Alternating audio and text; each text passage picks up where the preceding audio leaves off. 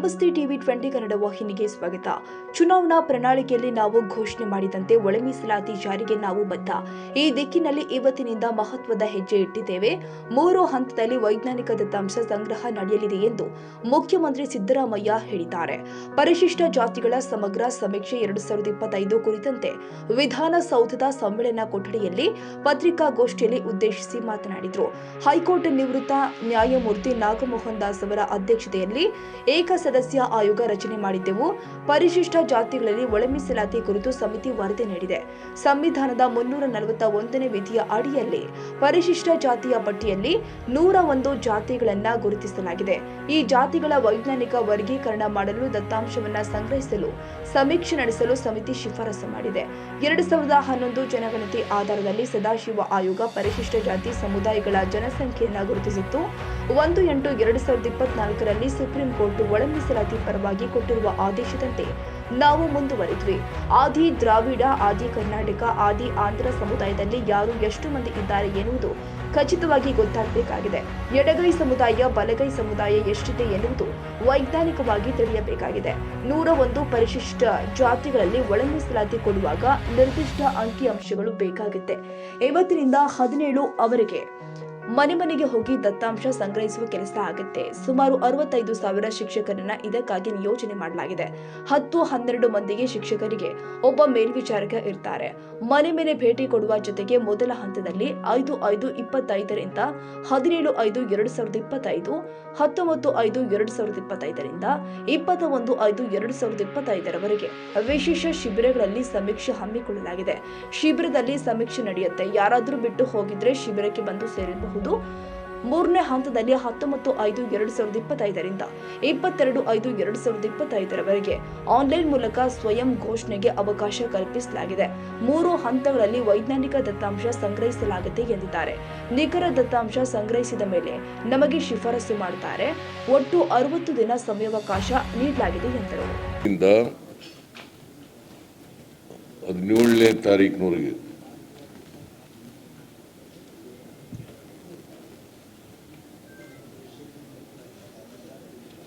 ಪರಿಶಿಷ್ಟ ಜಾತಿಗಳ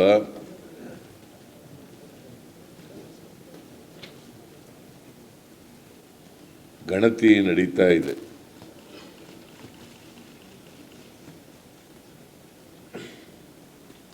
ನಾವು ಹೈಕೋರ್ಟ್ನ ನಿವೃತ್ತ ನ್ಯಾಯಾಧೀಶ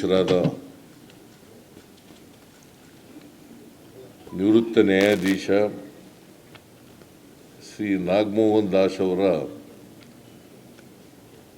ಅಧ್ಯಕ್ಷತೆಯಲ್ಲಿ ಏಕಸದಸ್ಯ ಆಯೋಗವನ್ನು ರಚನೆ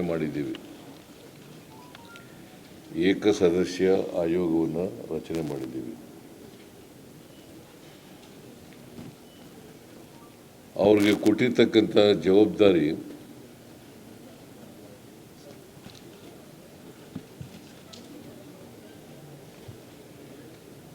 ಪರಿಶಿಷ್ಟ ಜಾತಿಗಳಲ್ಲಿ ಒಳ ಮೀಸಲಾತಿ ಬಗ್ಗೆ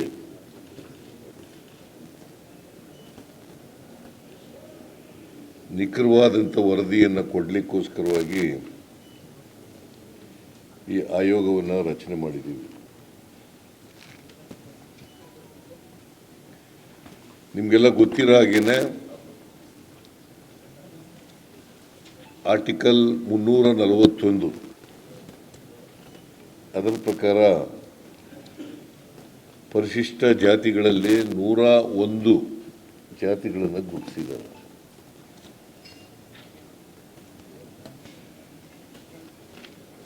ಅದರಲ್ಲಿ ಎಡ, ಬಲ, ಓವಿಗಳು, ಲಮಾಣಿಗಳು, ಕೊರಮ, ಕೊರಚ,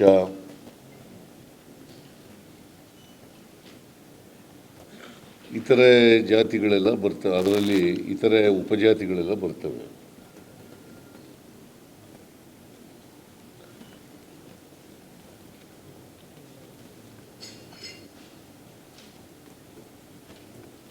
ಈ 101 ಜಾತಿಗಳಲ್ಲಿ ಎಂಪಿರಿಕಲ್ ಡಾಟಾ ಇರಲಿಲ್ಲ.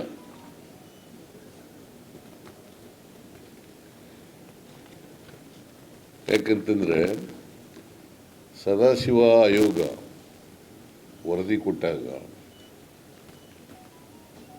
2011 ಜನಗಣತಿ ಮೇಲೆ ಆಧಾರದಲ್ಲಿ ಜನಸಂಖ್ಯೆಯನ್ನು ಗುರುತಿಸಿದರು.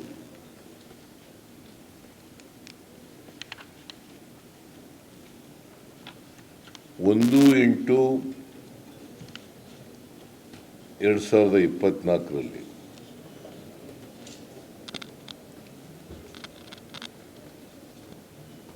1/8/2024 ಸುಪ್ರೀಂ ಕೋರ್ಟ್ನವರು ಒಂದು ಜಡ್ಜ್ಮೆಂಟನ್ನು ಕೊಡ್ತಾರೆ.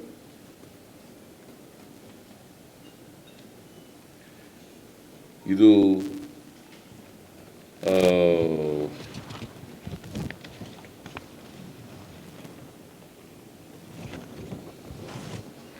Punjab and others versus Devinder Singh and others.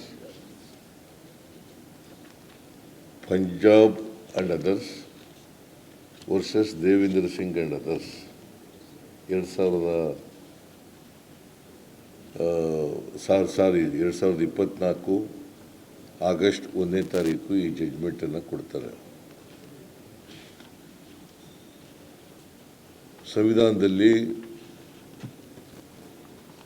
ಒಳ ಮೀಸಲಾತಿ ಮಾಡಲಿಕ್ಕೆ ಅವಕಾಶ ಇದೆ ಅಂತೇಳಿ ಆಯಾ ರಾಜ್ಯಗಳಿಗೆ ಅಧಿಕಾರ ಕೊಡ್ತಾರೆ.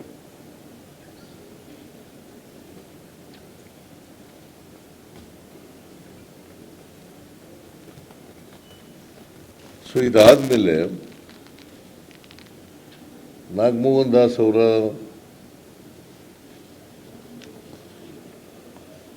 ಅಧ್ಯಕ್ಷತೆಯಲ್ಲಿ ಆಯೋಗವನ್ನು ರಚನೆ ಮಾಡಿದ್ದು.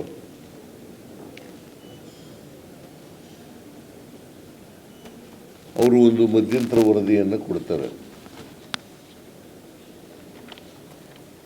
ಆ ಮಧ್ಯಂತರ ವರದಿನಲ್ಲಿ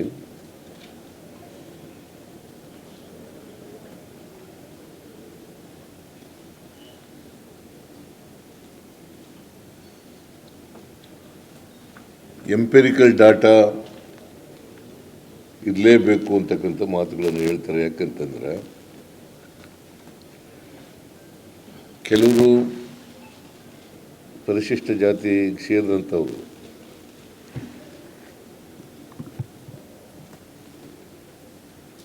ಆದಿ ದ್ರಾವಿಡ,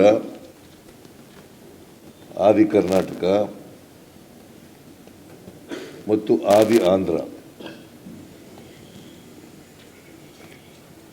ಅಂತೇಳಿ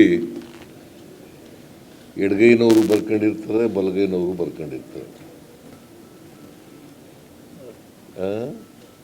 ಎಡಗೈನವರು ಬರ್ಕೊಂಡಿರ್ತಾರೆ, ಬಲಗೈನವರು ಬರ್ಕೊಂಡಿರ್ತಾರೆ. ಆಮೇಲೆ SC ಅಂತ ಬರೆದಿರ್ತಾರೆ.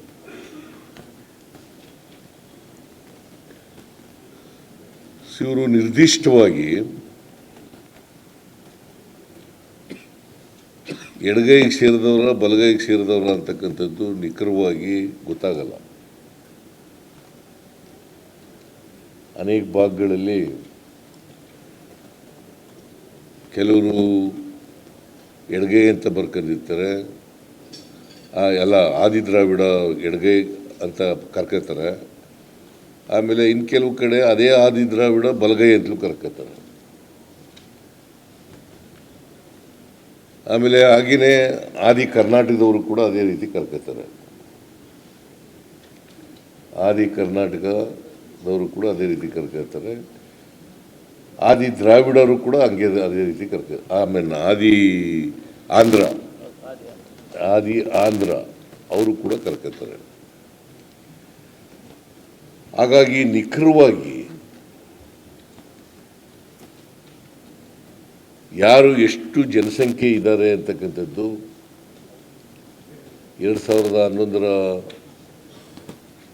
ಜನಗಣತಿ ಮೂಲಕ ಗೊತ್ತಾಗಲ್ಲ.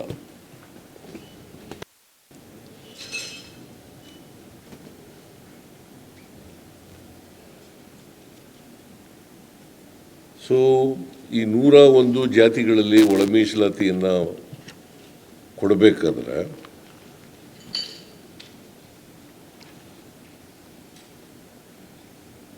ನಿರ್ದಿಷ್ಟವಾದಂಥ ಅಂಕಿಅಂಶಗಳು ಬೇಕಾಗ್ತದೆ. ಜಾತಿಗೆ ನಿರ್ದಿಷ್ಟವಾದಂಥ ಅಂಕಿಅಂಶಗಳು ಬೇಕಾಗ್ತದೆ.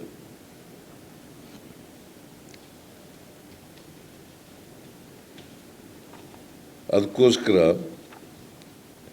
ನಾಗಮೋಹನ್ ದಾಸ್ ಅವರ ಆಯೋಗದವರು ಎಲ್ಲ ಸಿದ್ಧತೆಗಳನ್ನು ಮಾಡಿಕೊಂಡು, ಅಂದರೆ ಸಿದ್ಧತೆಗಳು ಅಂದರೆ ತರಬೇತಿ ಕೊಡ್ತಕ್ಕಂಥದ್ದು, ಗಣತಿದಾರರಿಗೆ ತರಬೇತಿ ಕೊಡ್ತಕ್ಕಂಥದ್ದು, ಮೇಲ್ವಿಚಾರಕರಿಗೆ ತರಬೇತಿ ಕೊಡ್ತಕ್ಕಂಥದ್ದು, ಇವತ್ತಿನಿಂದ 17ರವರೆಗೆ ಇವತ್ತಿನಿಂದ ಪ್ರಾರಂಭ ಆಗಿ 17ರವರೆಗೆ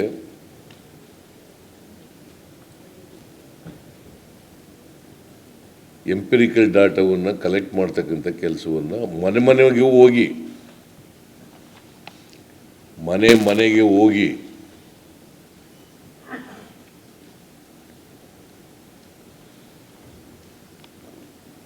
ಮಾಡ್ತಕ್ಕಂಥ ಕೆಲಸವನ್ನು ಮಾಡ್ತಾರೆ. ಸುಮಾರು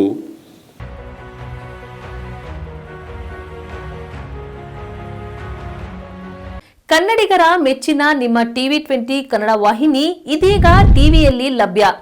ಕರ್ನಾಟಕ ಮತ್ತು ದೇಶ ವಿದೇಶದ 360 ಡಿಗ್ರಿ ಸುದ್ದಿ ವಿವರವನ್ನ ಪಡೆಯುವುದಕ್ಕೆ TV20 ವಾಹಿನಿಯನ್ನು ಲೈಕ್ ಮಾಡಿ, ವಿಡಿಯೋಗಳನ್ನು ಶೇರ್ ಮಾಡಿ, ಕಮೆಂಟ್ ಮಾಡಿ, ಸಬ್ಸ್ಕ್ರೈಬ್ ಮಾಡಿ. HCN ಕೇಬಲ್ 842 ನಂಬರ್ನಲ್ಲಿ ಹುಕ್ಕೇರಿ ತಾಲೂಕು ಹಾಗೂ ಸಂಕೇಶ್ವರದ ಸುತ್ತಮುತ್ತಲಿನ ಹಳ್ಳಿಗಳಲ್ಲಿ ಲಭ್ಯ. PCN ಕೇಬಲ್ 129 ನಂಬರ್ನಲ್ಲಿ ಹಾರುಗೆರೆ ಸುತ್ತಮುತ್ತಲಿನ ಹಳ್ಳಿಗಳಲ್ಲಿ ಲಭ್ಯ. ರಾಯಬಾಗ್ ಡಿಜಿಟಲ್ ಚಾನೆಲ್ ಕೇಬಲ್ 80ನೇ ನಂಬರ್ನಲ್ಲಿ ರಾಯಬಾಗ ತಾಲೂಕಿನ ಸುತ್ತಮುತ್ತಲಿನ ಹಳ್ಳಿಗಳಲ್ಲಿ ಲಭ್ಯ. UDCN ಕೇಬಲ್ ನೆಟ್ವರ್ಕ್ ಉಗಾರ ಸುತ್ತಮುತ್ತಲಿನ ಹಳ್ಳಿಗಳಲ್ಲಿ ನಿಮ್ಮ TV20 ಕನ್ನಡ ವಾಹಿನಿಯೂ ಲಭ್ಯ.